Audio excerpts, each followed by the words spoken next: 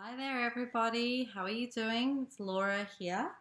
Sorry if I sound a little bit nasally. I'm still recovering from a cold and my voice is a bit crackly. But I really want to share with you an activity that I've been doing with some of my clients recently.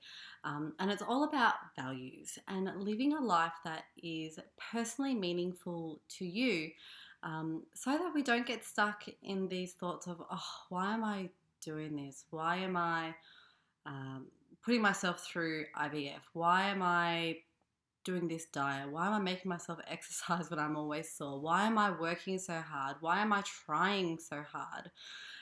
These questions are really, really demotivating, and it's really easy to kind of say, oh, stuff it, you only live once, I'm going to eat the donut. Um, but we also know that that immediate gratification can really hurt us long term. And we don't want to give up on something prematurely when it is really important to us.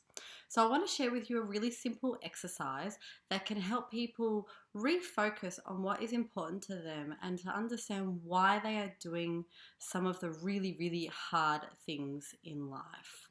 So, just bear with me. I know this is going to seem a little bit bleak at first. So I want you to imagine that you are at your funeral. You're really, really, really old. You've had a wonderful, amazing life, and the time has come and you've passed on, and you are looking down at your funeral and how it's all playing out. Now, I want you to think about the three people who know you best. They're going to say something about you. They're going to tell everybody about you, what you stood for, what was important to you, what were some of the amazing achievements that you fulfilled throughout your lifetime. So take a moment and really think about it. What do you want to hear them saying? If you could look back on your life and be super proud and other people be proud of you, what is it that is important? So you may have someone saying, oh, she really took care of her friends and family and those that she cared about. Or he worked really hard to achieve whatever ambition it was. So I want you to take 15 minutes, if you can, and just think about what you want people to say. Three closest people, because you will have different relationships with different people and they will see different sides of you. So have a think about what people would be saying about you, and based on that, what is the underlying value? So do you want people to say you were an adventurer and you were really fun? Okay, then we know that adventure and fun is important to you. Do you want people to say that you were really industrious and hardworking and built an empire? Okay, so we know it's important to you to leave a legacy and to work hard. It's really different for every single person. Perhaps you just want people to say, you know what, they were the nicest, most loving person I knew. So have a think about it.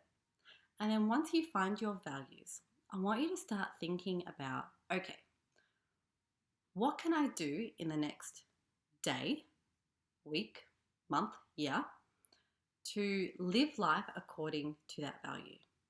So one of my values is to try to show kindness. It's kindness in general, to be kind to other people. Uh, and sometimes it's like life gets too busy for me to engage in acts of kindness, but I know that when I do and when I stop and I slow down and I am kind to other people and go out of my way, I feel a lot happier in myself. I kind of think, like, yeah, you go, like, that's an awesome thing that you did, and I feel good about myself.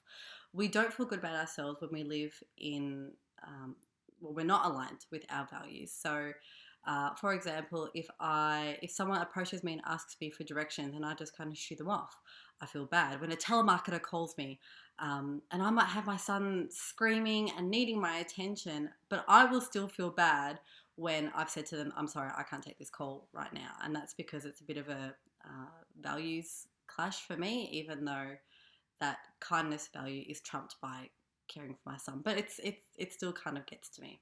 So have a think about what you can do to live life according to these values, and it may help you get a bit more perspective as to why you are putting yourself through the hard things. And trust me, some of the things that we put ourselves through are really tough, particularly for anyone trying to start a family, who has started a family, who has started a business, anyone who is going through some kind of a students, and they're struggling financially and they're studying their butts off. There's a lot of things that we put ourselves through that are really tough, and we always we wonder, why am I doing this? Here's your way to find out why you're doing it. And then, you know what? Sometimes the journey becomes more meaningful and less of a struggle if we can kind of see what the end result could be and why we're doing it, and to refocus on that. So I hope that helps. I'm going to actually attach the obituary exercise. So if you want to kind of read the script and to have a think about it when you write your obituary or your eulogy, again, I know it's a bit bleak, but it's a really good way to get in touch with your values. If you have any questions at all, as always, hit me up. Bye, guys.